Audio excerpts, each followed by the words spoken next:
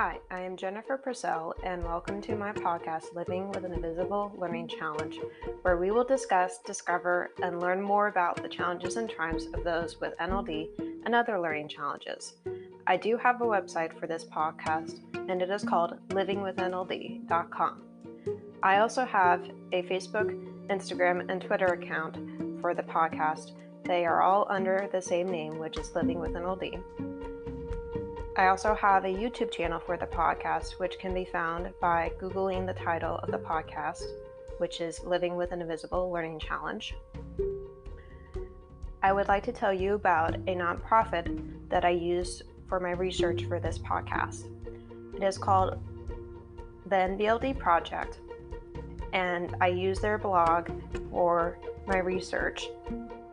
They are a nonprofit that is based in New York and is trying to get NVLD back on the DSM, and they provide many resources for people with NVLD on their website. I'll provide you with the website for them in the podcast description. All proceeds from the ads on this podcast will be donated towards the NVLD Project. Please feel free to explore the other topics on the podcast, and hopefully you will learn something new from them. I hope you enjoyed today's episodes.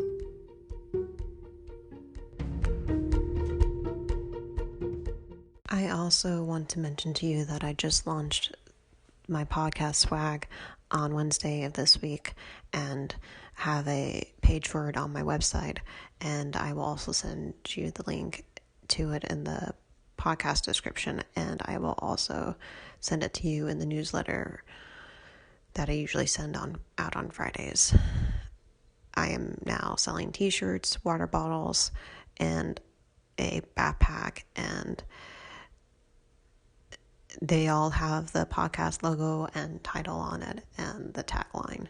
So I am looking forward to watching the sales and seeing who buys them, and spreading the word more about my podcast. And today I am very excited to announce that Betterhelp is now sponsoring this podcast. I have had 7 years of therapy, so I know it can help change your life if you not only let it, but work on the personal goals that you set with your therapist. Without a healthy mind, being truly happy and at peace is hard. The good news is therapy works. But what is therapy exactly? It's whatever you want it to be. Maybe you're not feeling motivated right now and would like some tools to help. Or maybe you're feeling insecure in relationships at work, not dealing well with stress. Whatever you need, it's time to stop being ashamed of normal human struggles and start feeling better, because you deserve to be happy. And now you don't have to worry about finding an in-person therapist near you to help. BetterHelp is customized online therapy that offers video, phone, and even live chat sessions with your therapist, so you don't have to see anyone on camera if you don't want to. It's more affordable than in-person therapy, and you can start communicating with your therapist in under 48 hours. Join the millions of people who are seeing what online therapy is really about. It's always a good time to invest in yourself because you are the greatest asset. And special offering to listeners of Living with an Invisible Learning Challenge. You can get 10% off your first month of professional therapy at betterhelp.com/. I'll put in the link in the podcast description for you. That's BetterHelp, HELEP. Thanks again to BetterHelp for sponsoring this podcast. Also, another announcement that I have to make is I recently created another podcast called Sleepy Butterfly for people who have challenges with sleeping at night or meditating, and it's geared towards people who are auditorily sensitive or and or have chronic migraines, and being able to have nice, relaxing nature sounds for them to fall asleep to or to meditate to and be able to be refreshed the next day or when they come out of their meditation. So some of the sounds are like chimes or nature sounds like water or rainforest. And again, it's called Sleepy Butterfly. It is on Spotify and also Apple Podcast and Google Podcast. And it's on everywhere else where you can get podcasts as well. So I hope you are able to get some benefits out of that one also. Okay, so I have some updates for you this evening on Friday, and I'm posting this late because I just got back from a little vacay in the mountains, work vacay actually, and um, so I will be starting 3 new podcasts soon. I've been talking about them on this podcast. One of them is going to be on heroism. The other one will be on imagination, and the final one will be on chats with your pets. And I will be starting those uh, later on in this month, probably next week.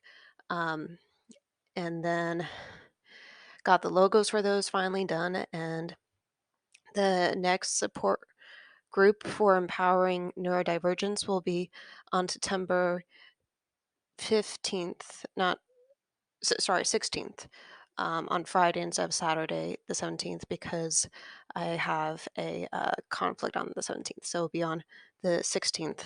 And um, sorry, either in the morning or in the afternoon. Um, I'll update that on you when we get closer to the date. And this episode will be the third part to my interview with Olivia, and I hope you enjoy it. Thanks. Oh, yeah, I know already. And the other one goes, yeah, I know too. And I go, how the heck do you guys know? No, I just told you. There's no way you know.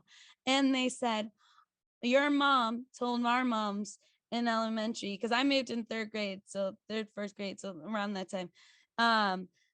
So around fourth grade is when I got diagnosed. So my mom told after that their moms that I had it, and our moms, and I found out from them, like I think their moms told them, I don't know right away, but it was like at some point in middle school or something like that, or even maybe in elementary. And so they said to me, yeah, our mom's already told us. And like, and it's cool, dude. Like, like we don't think of you anything differently. And I went, what? I was like so shocked. And I was like, they've been my friends for this many years. They know what I have, and they don't see me as different, weird, or learning disability. So anything like that, they just see me as Olivia. They just see me for me. So it was that kind of way of like I said, all the weight lifted out of my shoulders. I fully accepted what I had. And I know, like, it's there are some symptoms where it's like laughable, and not laughable in the sense, but now I laugh at, oh, I did this. And then there's some symptoms with like certain relatives is like, or we like sarcastic. I'm like, well, I have this. So it's like I may not get it, because I've had some relatives of mine to be like, stop being so defensive. I'm like, I'm trying not to be defensive. I'm just going off what I hear from you. So like, Right. so it's it's a it goes both ways and stuff. Now as a 30-year-old, I think that's why I've been like, for instance, I'm going to speak and perform at a school that specializes in learning disabilities in a couple months. They want me to come and perform at some charity event. And I was right up there as like, yes, absolutely. And they want me to tell my story. And the thing is, I kind of feel like from that and thing now as a 30-year-old, I, it's not saying, oh, I love what I have, but I love what it's, because It okay, made you who you are. right. Well, Yeah. it made me it was half of who I am. And I say that in the sense of there's so many other things about me that are not about NVLD. So in the sense of senior year of high school, I think or junior or like kind of came into this model of mine, or this kind of, I don't know if you call it mantra, but it's like a saying in a way. It's like my learning disability doesn't not define me. I define me. And that's Mhm. kind of what it, because like, yeah, I have this, but in terms of like other people have that, and that doesn't define what they have. And that's, I'm not saying they have NVLD, but something different. Like I have a friend that has ADHD. It doesn't define her. It doesn't, it's not the way I see her.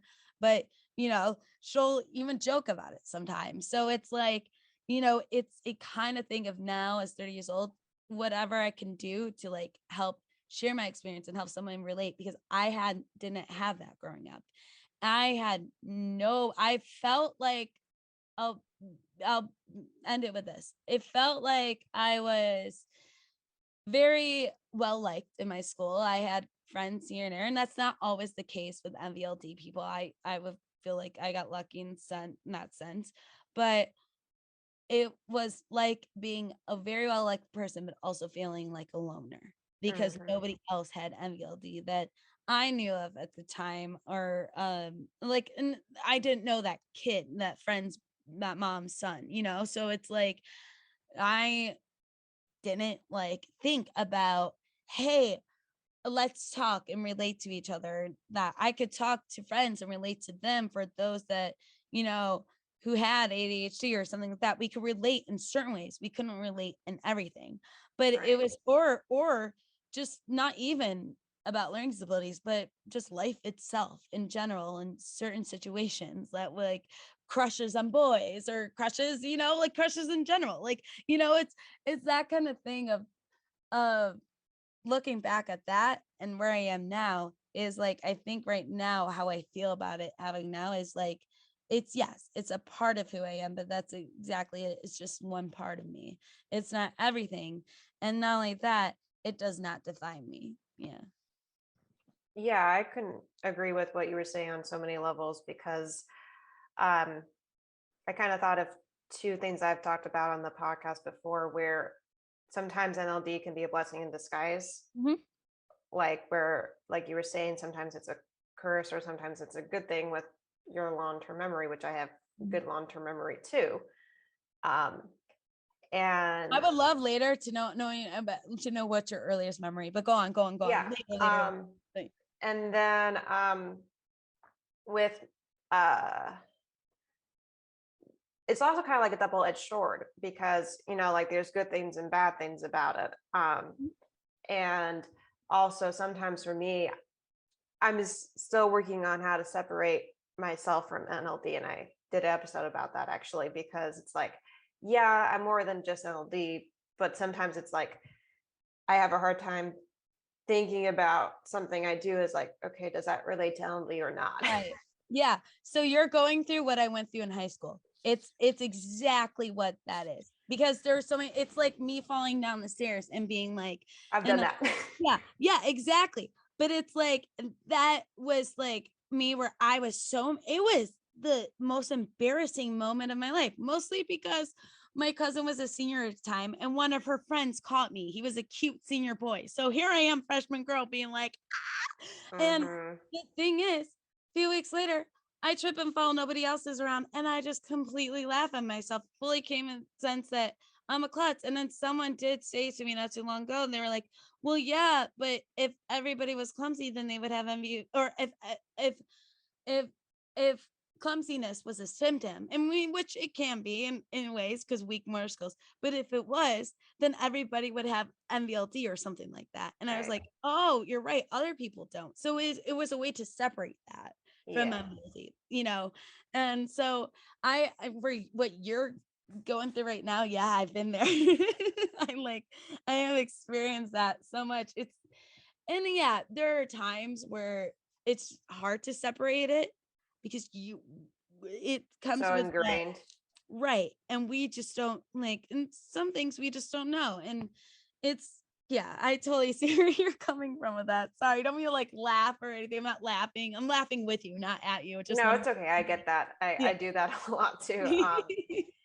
And I can relate with the clumsiness too because it's like I said, I have fallen down a flight of stairs, but nobody was there when I did it. So it was embarrassing, but it was like when I realized what happened and I was laying on my stomach before I got up, I was like, okay, nobody's here to help me up. Yeah. So um, I think I even yelled out for help, but nobody heard me, which Oh was no. like even worse. And I was like, well, okay, I'll just get up on my own. And it hurt more because like the stairs were carpeted, Mhm. but it had like those metal things to hold down the carpet on top. Yeah. And Yeah. I fell on those and it was like, ouch. Yeah. um, and because I have glasses, I've always been kind of um concerned about breaking my glasses. I never have cracked them, but I've been in situations where like I ski with them on and Yeah. I don't want to fall and crack them and not be able to see. Ever Um, think of getting contacts? I'm curious. I did wear contacts for a little bit, but because I have really dry eyes, it makes it worse. So I I can think only that's wear one them when I thing. really need to. Um, like when I go surfing, I wear them, but that's Yeah. because I can't wear glasses. Right. Yeah. I get that because yeah, I'm totally on board. It's easier for me to work. I just started this like a couple months ago wearing contacts, and I'm Hmm. noticing how easy they are that they fall out. And I'm like, what? Like all that. So I'm right there with you. I'll wear them, but if I need to, like, and I prefer glasses, like especially when I'm driving, but like if I'm going out with my friends, I'll probably wear Contacts. contacts. But yeah, yeah, I get what you're saying with that. Yeah. Yeah, I get about the falling out too, because the first time I went surfing, um, one of my contacts came out because a wave hit my eye. Oh no. And I know, and it's like, okay, I'm blind in one eye. I can't see. Oh, yeah. I And would the next time I was like, okay, I'm going to get goggles so mhm. I can not have that happen. Yeah. I'm like, I don't care if I look weird. That's actually I need smart to though, see. getting goggles so they don't fall out when you're swimming. That's smart. I might do It that for works. my I bet. And then you don't have water get in your eyes as much and you can Yeah. see. Yeah.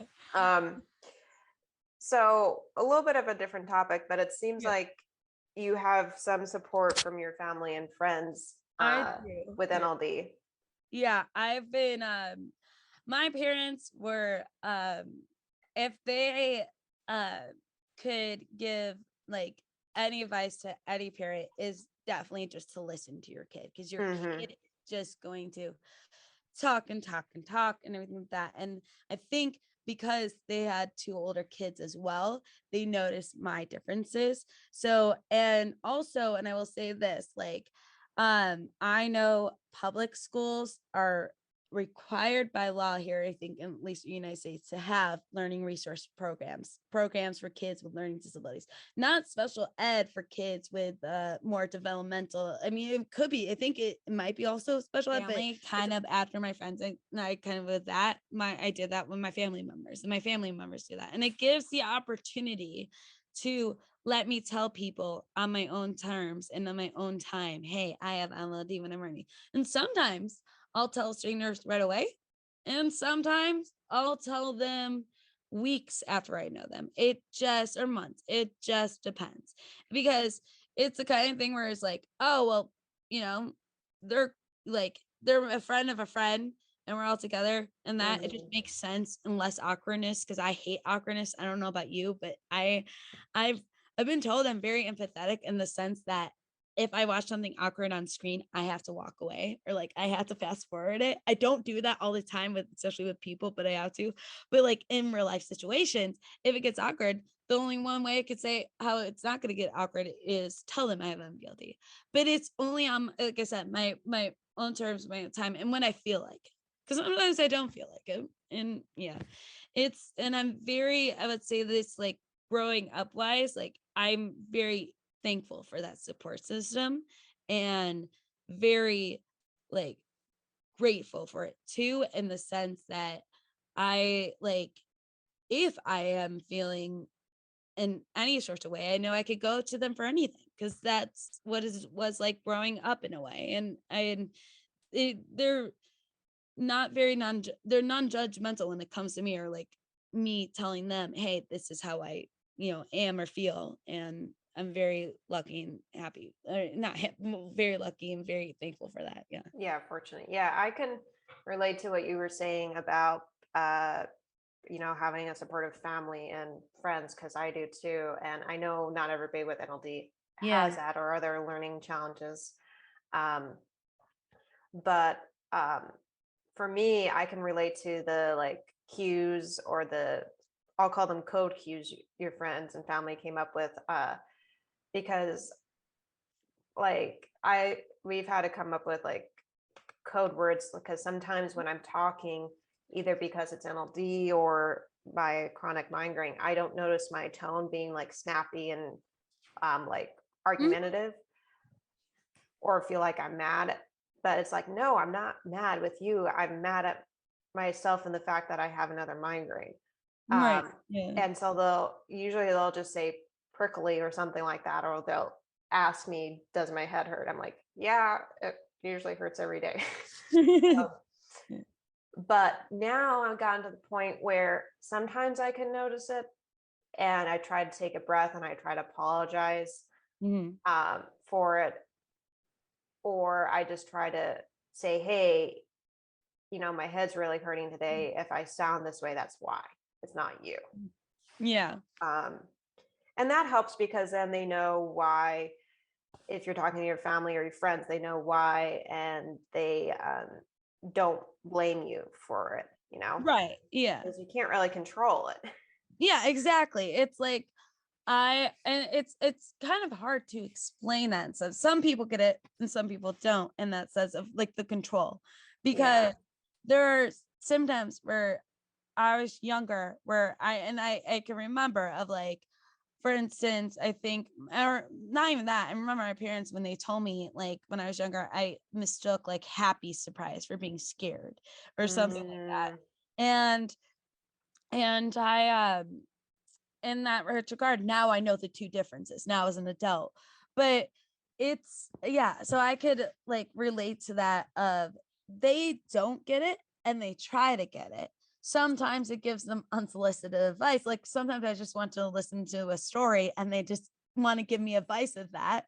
Or I'll like tell them a story about like something that happened with a couple of friends or something. And it's a good story. I obviously won't gossip about like people, but like, oh, this and this, and it's a funny story. And then they'll start giving like advice. And I'm like, I didn't tell you to give me advice. I told you just to have a conversation or listen, or it's right. just the day.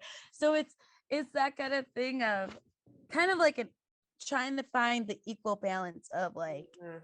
yeah, like it's very, and I agree with you. I think we're very lucky and fortunate in that sense that we have a support system. And I think it's also important to note that like not everybody with NVLD does.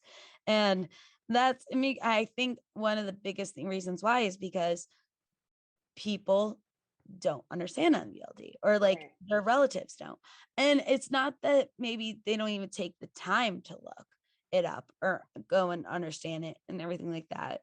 But it's more yeah, it's more so if they just saw them as who they were as a kid, and or they still see them as like, because like we said, we act like anybody else. We just act out sometimes in a way. That might be like, she wasn't supposed to like laugh Say here, or that. she wasn't supposed to do that here, or like that. Yeah. Um, yeah. So I totally see where you're coming from for sure.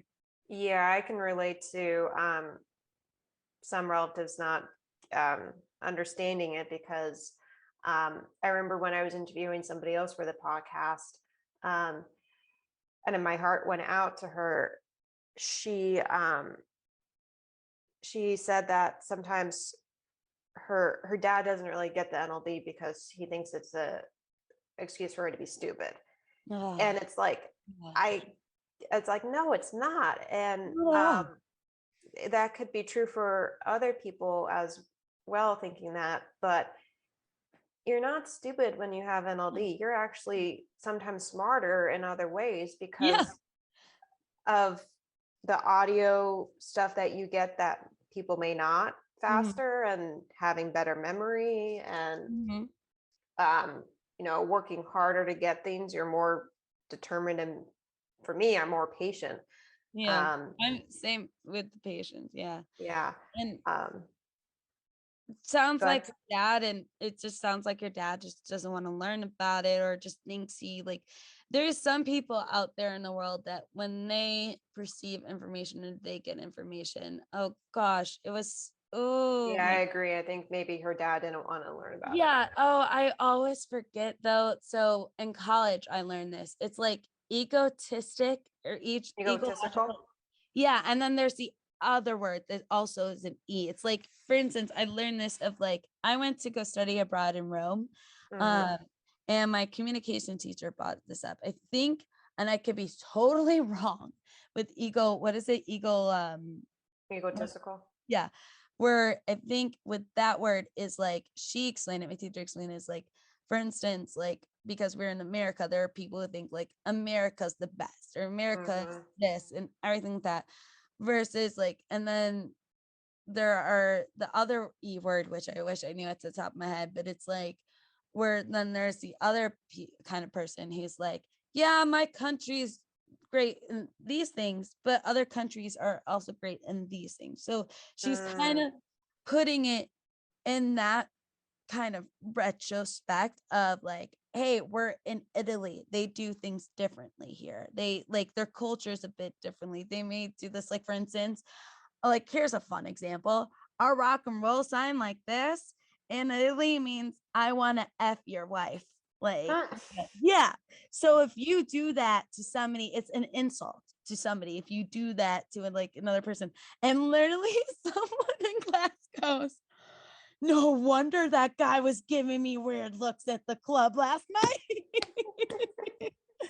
So it's so in that a girl, and I feel for her because in that girl thing, maybe her dad just thinks, oh, you are my daughter and yeah, okay, there's this, but it doesn't mean you can. I mean, also, yes, there's a way of I don't know if you could feel or relate to this too, where sometimes when I was growing up too, people would say, like, don't use that as an excuse. And I'm like, it's not an excuse. It's Right. literally who like what I'm feeling or who I am in a way, or like that.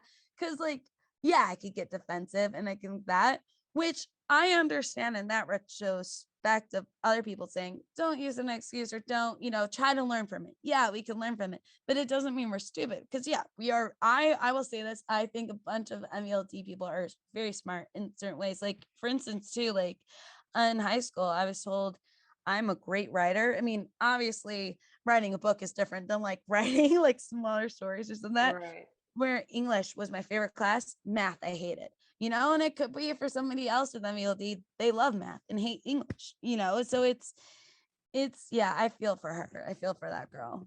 Yeah. Yeah, I can agree with the excuse piece because sometimes I hear that from my parents about my chronic migraines, and I get why they say that because I say that I use that as an excuse sometimes or a reason why, like I said earlier, my tone might sound on the edge, and I don't. Sometimes I do with NLP, but it's like it's for me, it's not an excuse. Yeah.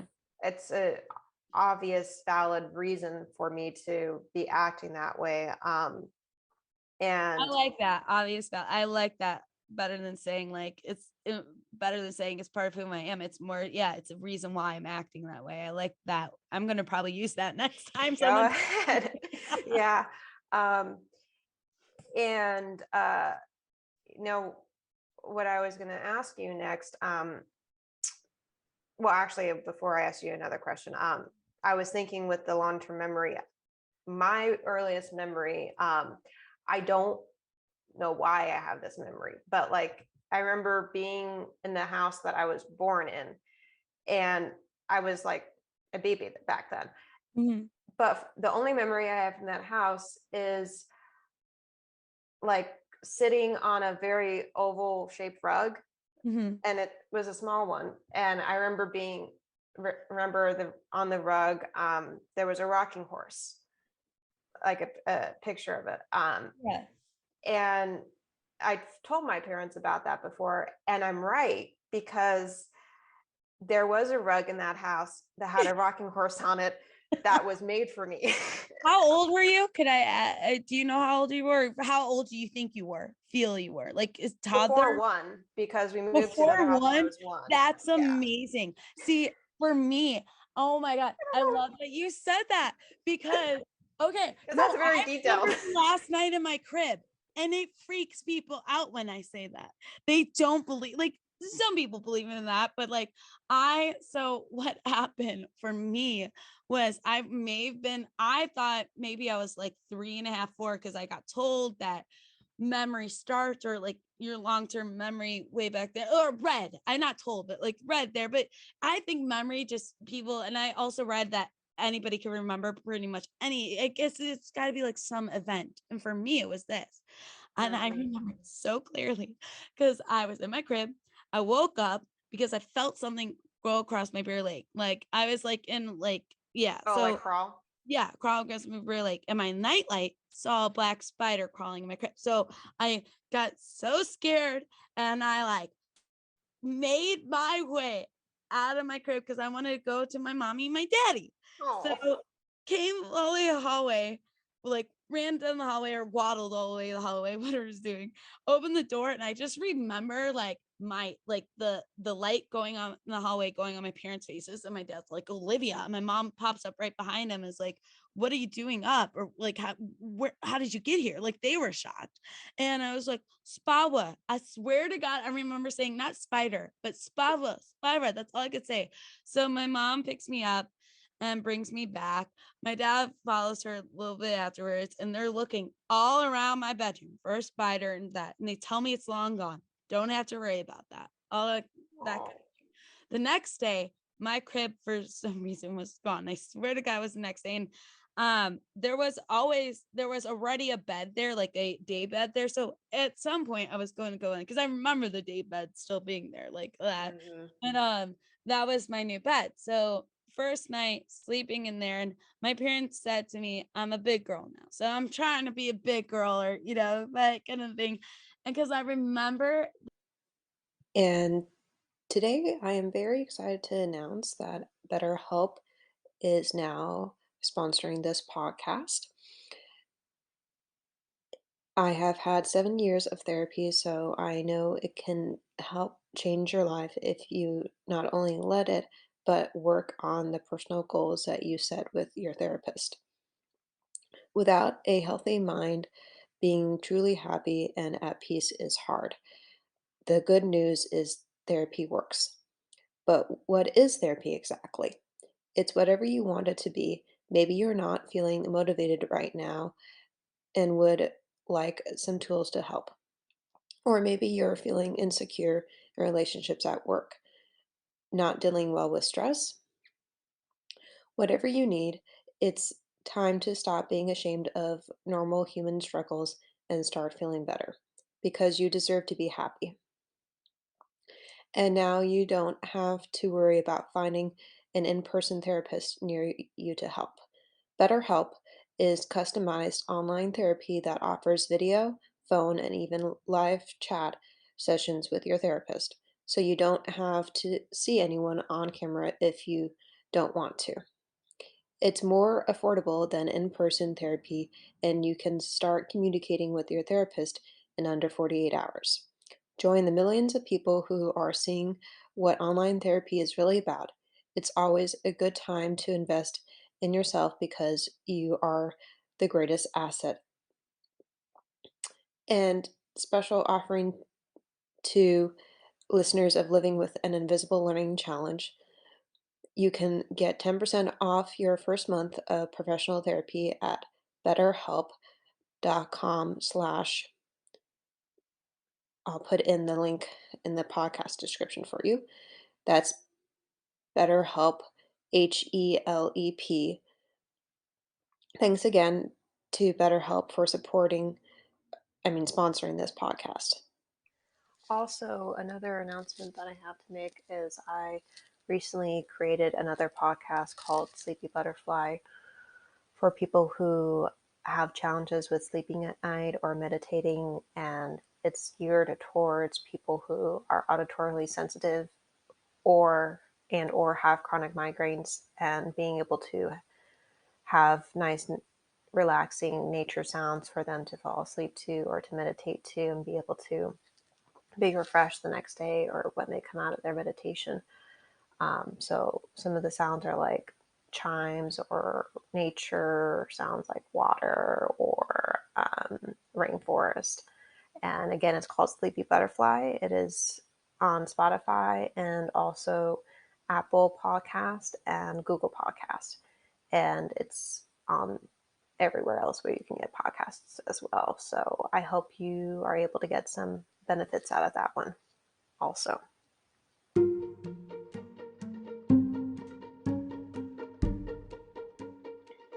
As I wrap up, there are some things I would like to share with you.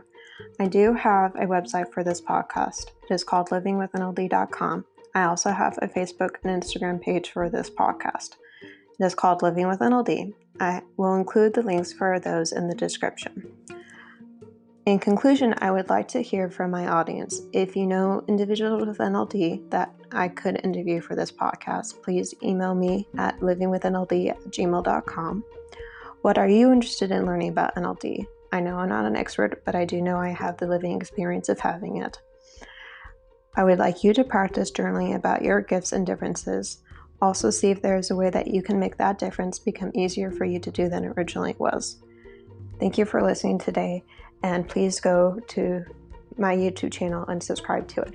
Thank you. Bye.